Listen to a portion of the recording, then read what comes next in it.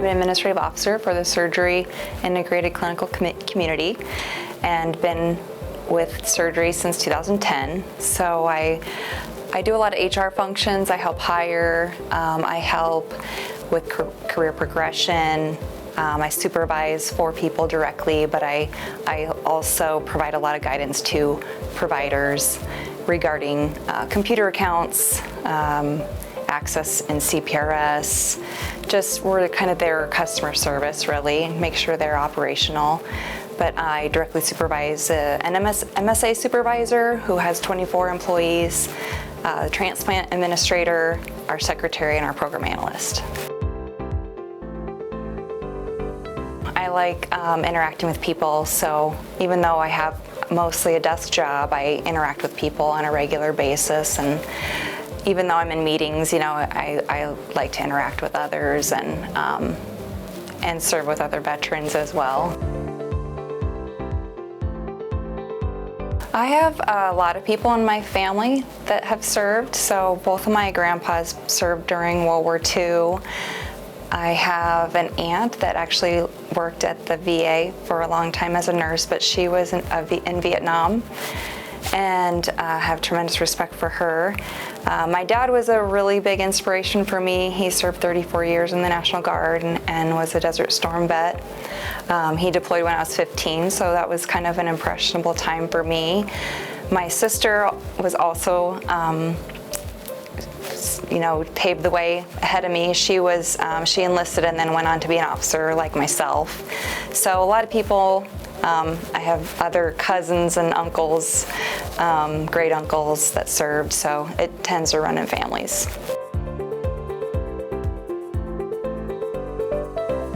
Oh, I hope it's a positive example. I think, in the medical community, it's not uncommon to see about 40 to 50% female in those units, which you wouldn't expect maybe to see those, half and half.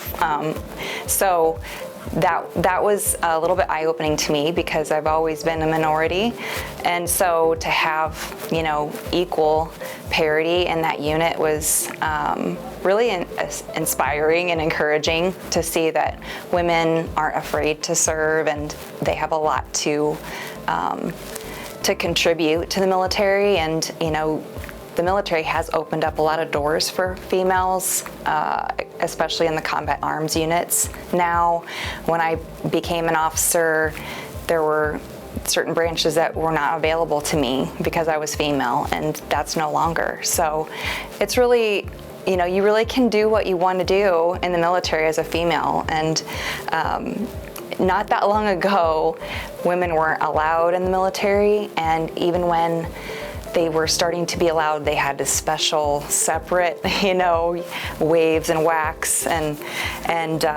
didn't get full credit. And so we've really come a long way, and I hope that that inspires women to serve.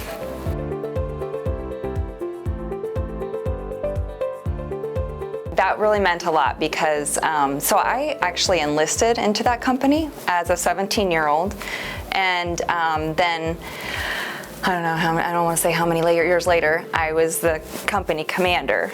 So I guess I would have been enlisted. I was enlisted in '93, and then in 2012 I became the commander. And so my dad was the first sergeant of that unit during Desert Storm, so he had a really important role during that war. And so my dad lived to see me take command of that unit, so that was really special.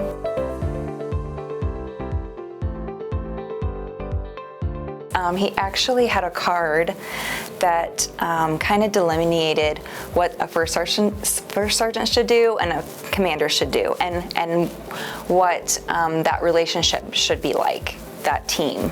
And he gave it to me, and I still have it in one of my notebooks. And so that was really special to have. And I don't think he gave that. Yeah, he might have given that to me when I took command, but it was just really special. And he always felt like, he really stressed teamwork and getting everyone to work together. And that's really the common spirit of the military, I think.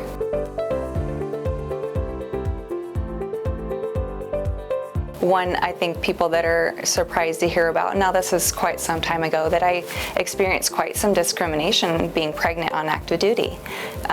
People frowned upon that. It was just, my supervisors were not happy about it and told me to my face, you're hurting readiness, and I think you should be in a different unit. And so what's positive about this story is how much that's changed and what I could do to support women that choose to have children in the military. And I really made it a point, especially when I was a company commander, because, you know, women serving in the military are childbearing years. And it was a little bit expected that you wait until your service is over. Well, what if your career military, you know?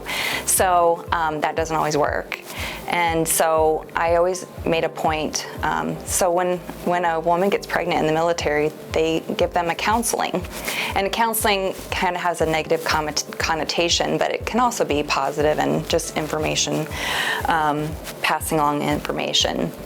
So within that counseling, you can say you have the option of getting out of the military because you're pregnant. And I think in the past it was said, since you're pregnant, you should get out. And I made it a point to say, we want you to stay.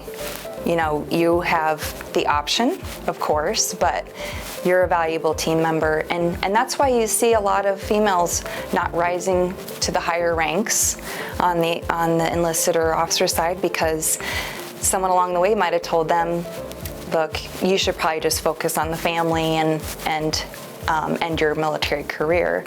And I don't think that has to happen. I think you can do both. I'm not going to say it's easy, but it can be done. And so that's what has encouraged me to see that change within my career time span, and to just try to make positive changes for the women after me.